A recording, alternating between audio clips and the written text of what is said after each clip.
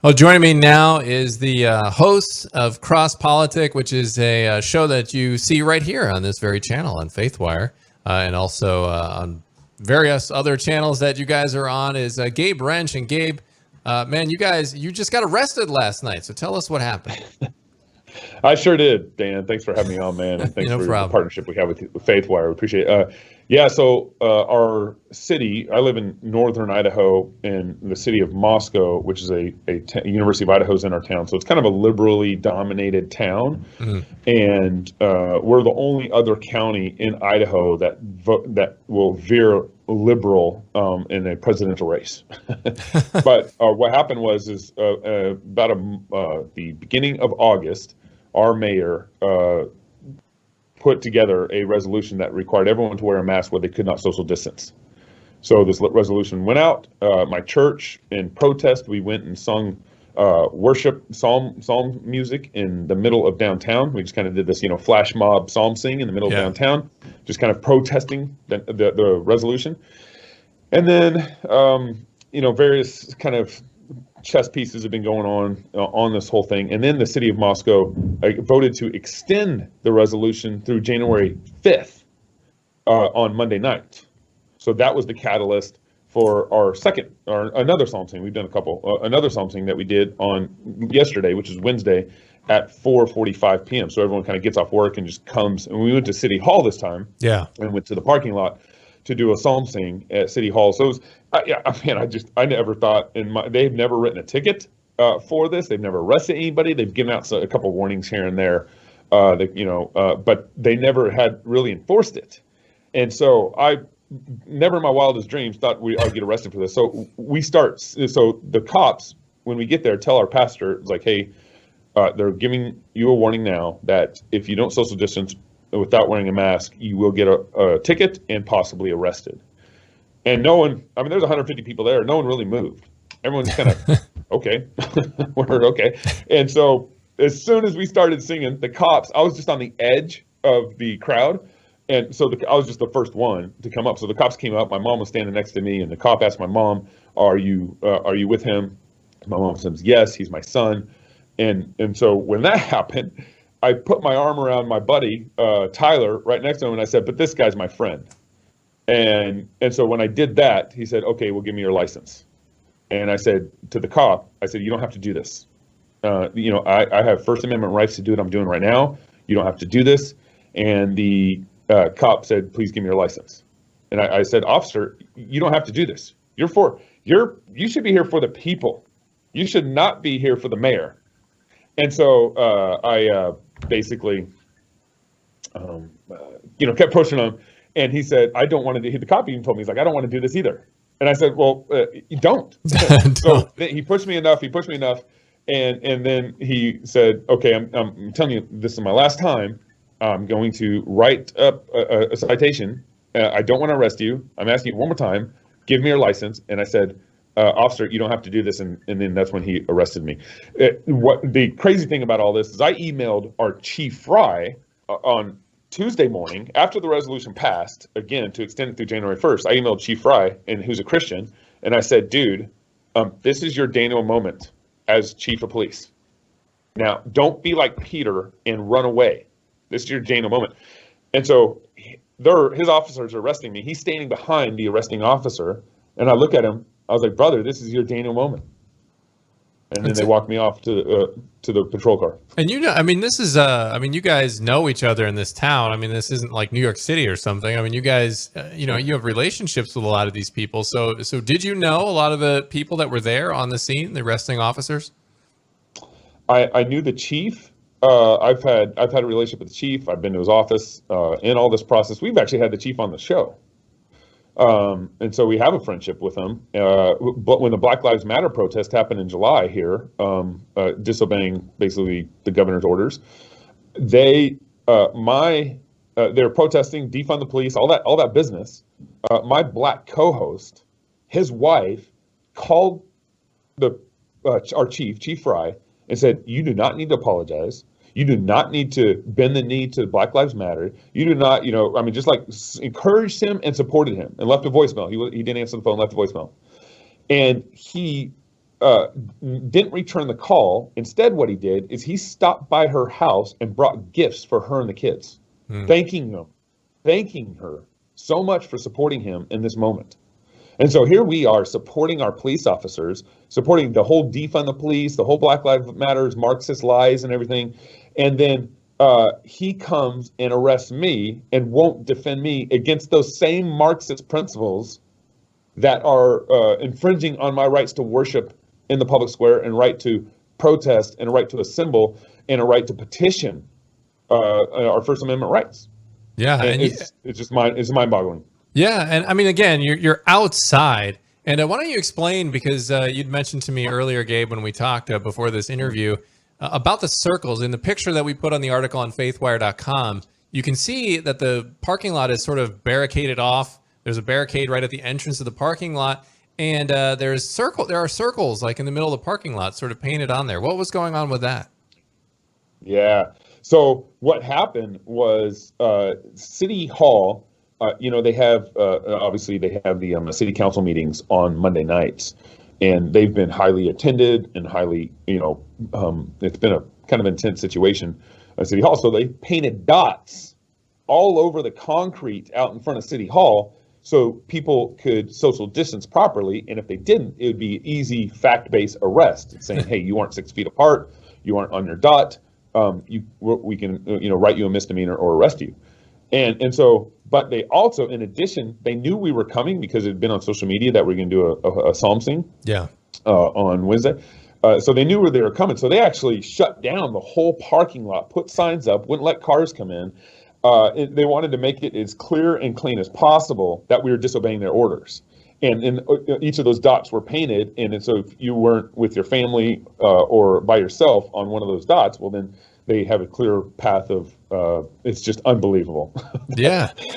We have such petty law that I'm standing in a parking lot, and if I'm not standing on the proper circle away from someone else standing on their proper circle, I'm going to get arrested. Talk about legalism and pettiness. It's unbelievable. Yeah. And again, you're outside, and I mean, everyone talks about, the scientific evidence, and while people are generally trying to be,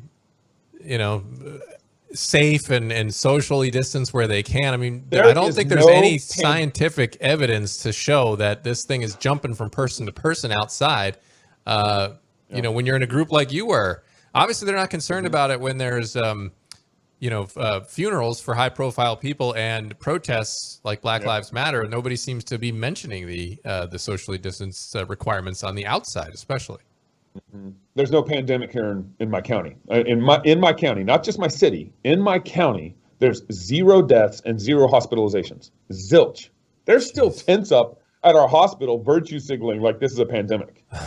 It's crazy that like grown men and women are just like blind sheep going down this path. So that was one of the reasons why I didn't hand over my driver's license, is because this has to be challenged. People, I pray that God is shaking things up, and that reformation and revival is gonna happen. I hope that this brings reformation and revival. I don't want some sort of political change, although I want that. But the only legitimate, beautiful change in the society that I want to see is reformation and revival, because that will obviously end up bringing good laws and good political change into our society. Because Jesus is King, Jesus is Lord of Lords, and His laws are the best. Yeah. And I wanted to talk to you a little bit, Gabe, about, you initially said you guys were protesting the mask extension, the mask order that they had that went to all the way to January, that they extended it. That's kind of the impetus of you guys going to City Hall. So what was the motivation behind the church, from a faith perspective, as to why, you guys felt compelled to go out there and make this statement multiple times, not just this time at City Hall, but the time before that you mentioned as well? Yeah. So kind of a theological answer here a little bit. God gave 3 different governments to us. He gave the family government, He gave church government, He gave civil government. The civil government reports to God, the church government reports to God, the family government reports to God. Right. And God has given marching orders to each of those governments. The civil government's job is to keep the peace and exercise the sword, in Romans 13. The family government is basically the government of health, education, and welfare. Raise your kids, feed your kids, grow them up, educate them. It's the health, education, and welfare. That's the family's job, not the government's job. The church's job is to preach the gospel, exercise church discipline, baptize, administer the Lord's sacraments, and disciple the nations. That's the church's job. And the government has no authority, and this is not just a Christian thing, this is actually an American constitutional thing, has no authority to tell the church how to worship. Yeah. Zero, zilch, zip. How, when, where. The government has no authority to it. So it is we specifically wanted it to be a psalm sing, a worship service, because the government has no authority to tell the church how, when, where to worship. And so that was why we did what we did. Yeah. Yeah, and it's really, I think, one of the reasons, because the story's going pretty viral on faithwire.com, and I've seen it popping up all over the place, and I think one of the reasons, aside from, people were supportive of MacArthur with his church as well, but I think it's very striking to see, because last night we had the riots break out and officers getting shot after the decision in the Breonna Taylor case, which is a whole other issue, but, again, like... It's connected. It's connected. It is connected, but I was going to speak to the actual decision, and people are frustrated about it. It's like I don't know that they are aware of the decision because of the laws and the fact that they're trying to tie it to racism when I don't think that there's much evidence that it had anything to do with that. But I think what is stark to people is they see protests out there and riots out there and cops getting shot, and then nothing's happening to them, but then you turn around and you wake up to a clip of you guys singing hymns in a parking lot and getting taken away in cuffs. I think it's kind of jarring to the American people. The juxtaposition is absolutely maddening. To the Breonna case, and I'll bring it over here. But the theme, the connection is unjust and unconstitutional and unhealthy societal laws. That's the theme. Yeah. So the cops came in on a no-knock warrant into this house. If someone comes into my house and doesn't knock, I'm going to start shooting. You have every right to defend yourself. Castle law is everything. And so the cops actually had this unjust law where they could not knock and come into your house and with no warning or whatever, and then break in. It's unbelievable. They're breaking in. Yeah. And so the same thing here is our Moscow, the city of Moscow, has no constitutional authority to tell me to wear a mask. They have no constitutional authority to tell me to wear a condom. They have no constitutional authority to tell me to get a shot if it comes to this, to get a vaccination. And so that's, we as citizens, we need to exercise our liberties. We need to fight. We need to have the kind of courage, and we need to do this cheerfully to the protesting thing. That's why I think psalm singing is such a joyful way to protest, because it makes your heart right with the Lord. It gives you a joyful heart. You're singing, you're fellowshipping with your brothers and sisters in the Lord. It's just a great way to protest and protest, not turn violent. And actually, also, as the cops are arresting me, the handcuffs are on me and the cops are arresting me. And and while Amazing Grace was being sung in the background, it's fantastic. Yeah. So it just rhetorically looks really bad for them, and that's why this thing's blowing up. Yeah, it's quite a scene, and hey, it would be great if some of these rioters out there could take a hint from you guys with the singing of the hymns, and maybe it would be a little more powerful. That's one of the things I've been saying that seems to be missing. When you look at this, a lot of people on the leadership level will say, "Oh, this is about justice and equality and love." But then when you watch what's actually happening, what we're seeing now are protests spill out into neighborhoods, into restaurants, and harassing innocent bystanders. And it looks more like one of sort of demanding submission, making angry demands and violence and bullying and intimidating. Those are not the marks to me of anything resembling godliness. I'm looking for forgiveness. I'm looking for grace. I'm looking for mercy. I'm looking for love, kindness. I'm looking for those sorts of things in addition to boldness. That's fine. But I don't see many of those marks from a lot of the clips that are spilling out on the internet today. Yeah. No, and that's we're in a very odd moment. We have our nation, literally Portland's going on, 105 days of, over 100 days of violent protest. And then we have Christians singing in a parking lot and getting arrested on day one. Day one, This didn't even go to day 2. Right. Didn't even get a And I warning. got They didn't arrested. just say, come on, get out of here. Nothing. Exactly. Well, the warning, the warning was, hey, they're going to do this if you don't social distance. I got kind of a half one. Right, but that's not. But that's way more than that warning. They don't give that warning to the protesters in Portland. They just, I guess, just let them stay there. That's right. But here's the thing: is the church. This is why John MacArthur he needs to be doing what he's doing. If the church would just go back to normal, if the church would just say, hey, these laws don't apply to the church. You can't tell the church how to worship. You can't tell the church how many people you can have in service, how many people you can't, and so forth.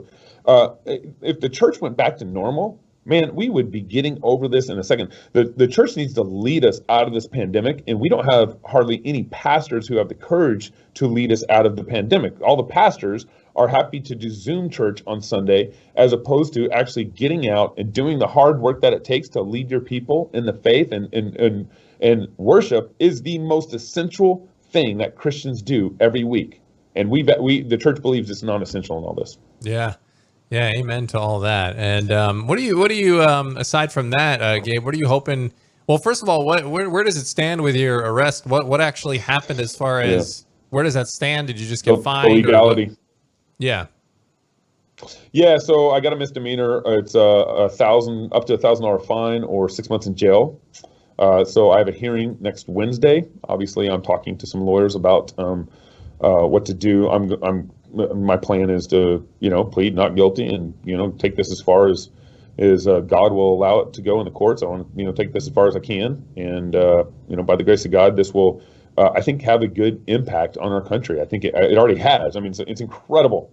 All the text, all the emails, all the social media people, everything, all the reaching out. I mean, this has gone viral. All the news organizations that are on it. I mean, it's just unbelievable. So I hope it actually encourages people that, hey, this has gone far enough. This idiocy in all this. And so I just pray that, again, I mean, I want Reformation revival to happen. I pray that ultimately is where people connect the dots. It's like, oh, this is a Jesus moment. The reason why we're all bound to these unjust laws is because we're an unjust people, and we need to be justified by faith. We need Jesus to justify us, and because there's a connection here between your sin and petty civil legalistic laws. If you aren't a free person in your heart, then your theology comes out of your fingertips. Everyone has theological worldview. Everyone has a view on what they believe and how and what you believe in your heart, what you believe in your mind comes out your fingertips. It's unavoidable. And so if you're a person who's in the jail cell, if you're bound in your sin, well, those kind of laws, those kind of sins are going to come out in your fingertips and become civil laws, civil society, cultural connections there, and what's going on in your heart is going to come out your fingertips. And so we need reformation and revival. We need to be clean in our hearts so we can actually have good laws in our streets. And the founders knew this. The founders knew that our republic is made for moral men and women. It's made for those who already can self-govern themselves well. Any good society needs people who can govern themselves well first. If you can't govern yourself well first, then you aren't going to govern the society well. And so it has to be about Jesus. This has to be about Reformation and revival. This has to be about the church repenting and leading us and our culture back to true walk with the Lord.